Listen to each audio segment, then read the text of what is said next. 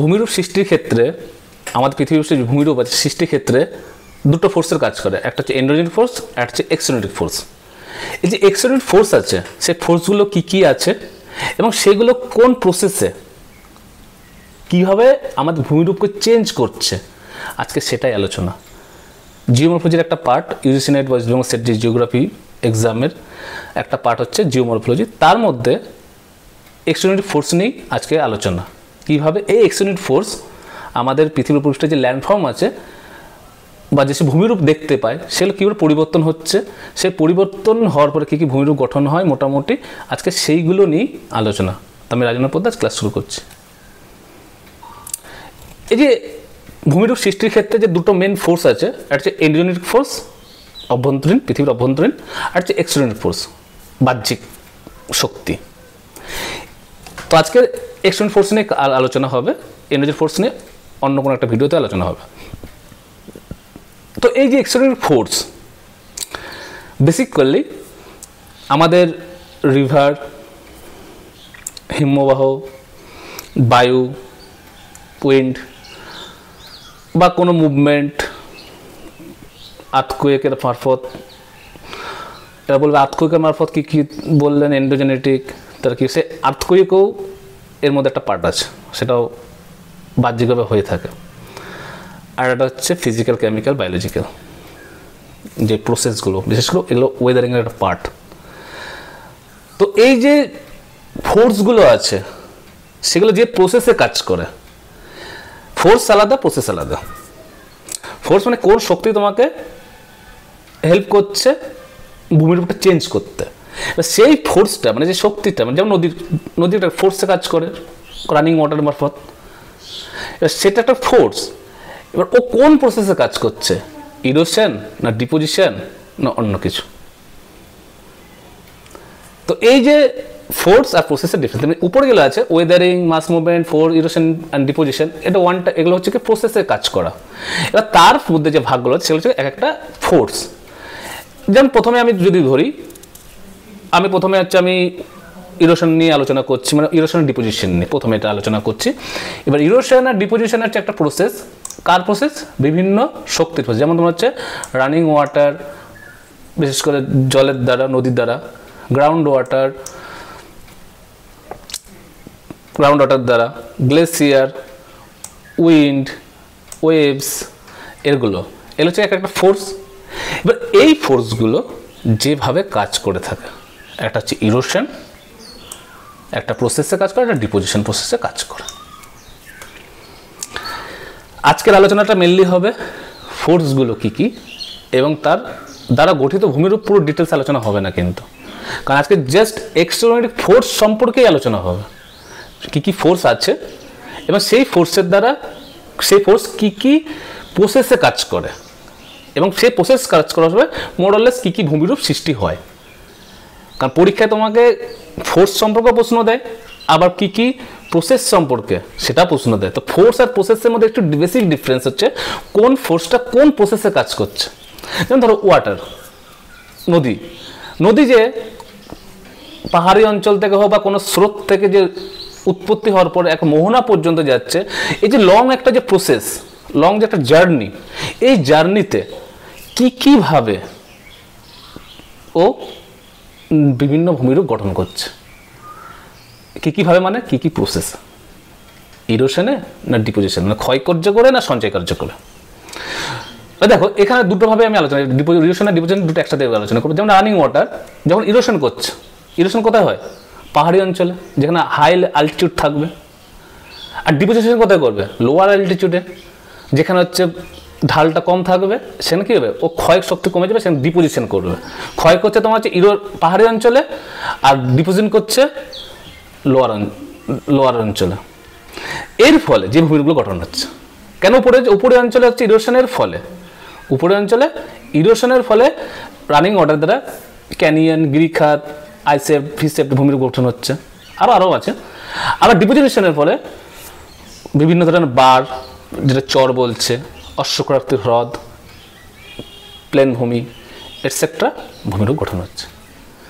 Ground water, যেটা আমাদের গ্রাউন্ডের তলায় যে জলটা দ্বারা যেটা আছে বা সেটা আছে বলে সেটা স্থির থাকলে তো ক্ষয় হবে না, বাট যেটা রানিং অবস্থায় গ্রাউন্ডে প্রবাহিত হয়ে থাকে, যেটা রানিং অবস্থায় প্রবাহিত হয়ে থাকে। বেসিক্যালি গ্রাউন্ড ওয়াটার একটাই এক্সাম্পল আসে মাথায়, সেটা হচ্ছে কাস্ট ভূমিরূপ।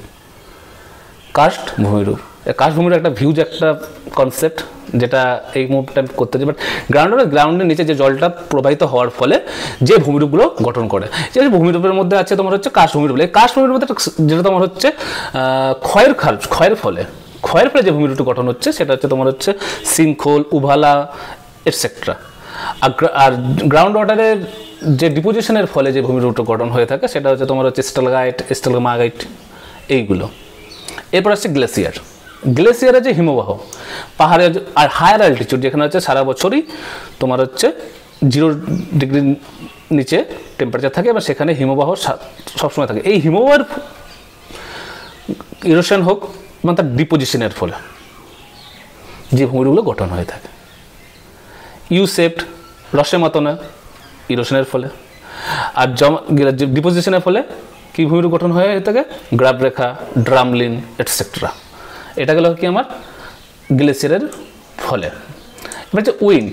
এই উইন্ড কোথায় দেখতে পাওয়া যায়? বিশেষ করে শুষ্ক অঞ্চলে, যেখানে মরুভূমি অঞ্চল আছে সেখানে দেখা যায় কি আমাদের উইন্ডের ফলে ক্ষয়কার্যের ফলেও ভূমিরূপ গঠন হচ্ছে, আবার ডিপোজিশনের ফলেও ভূমিরূপ গঠন হচ্ছে। ক্ষয়ের ফলে কি ভূমিরূপ গঠন হচ্ছে? ক্ষয়ের ফলে বিভিন্ন বলতে পারে জুইগেন, ইয়ারদাং এটসেট্রা ভূমিরূপ গঠন হয়। আবার ডিপোজিশনের ফলে গঠন হচ্ছে কি বালিয়ারি, barchan etcetera. Last one is the wave and current, বিশেষ সমুদ্রের দ্বারা। এবার সমুদ্রের দ্বারা সমুদ্রের ঢেউয়ের দ্বারা যেভাবে ওখানেও ক্ষয়কার্য প্লাস ওখানে ডিপোজিশন, ক্ষয় অ্যান্ড ডিপোজিশন ওখানেও হয়ে থাকছে। ক্ষয়ের ফলে যেসব ভূমিরূপ যেমন খিলান, কেভ যেগুলো আছে সেগুলো হচ্ছে কি ক্লিফ, এগুলো হচ্ছে ইরোশনের ফলে গঠিত ভূমিরূপ।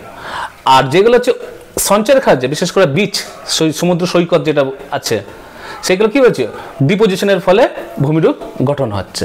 তো এই যে ইরোশন আর ডিপোজিশন, তো এতগুলো যে আমি ফোর্সের কথা বললাম, এই ফোর্সের ফলে কোন কোন প্রসেসে মানে ইরোশনের ফলে কি ভূমিরূপ গঠন হয় সেটা তোমাকে জানতে হবে, আবার ডিপোজিশনের ফলে কি কি ভূমিরূপ গঠন হয় সেটাও জানতে হবে। আমি জাস্ট কয়েকটা উদাহরণ দিই, কারণ এটা প্রতিটা আলাদা আলাদা করে আলোচনার বিষয়। মানে রানিং একদিন নদীর দ্বারা কি কি ভূমিরূপ গঠন হয়, ইরোশনে হোক, ডিপোজিশনে হোক, আর যাই হোক না কেন, প্রসেসে হোক না কেন। তারপরে হচ্ছে গ্লেসিয়ারের ফলে কি ভূমিরূপ গঠন হয়, এগুলো আলাদা আলাদা এক একটা পার্ট।